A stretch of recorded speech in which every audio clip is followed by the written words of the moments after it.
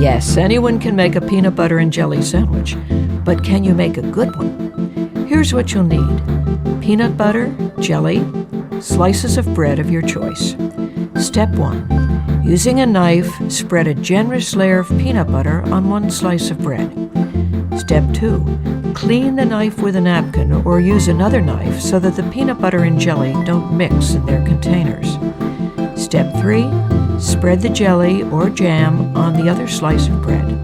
Use slightly less jelly than peanut butter. Step 4. Put the 2 pieces of bread together with the peanut butter and jelly sides facing one another. Cut the sandwich in half for easier eating. Here are some helpful suggestions.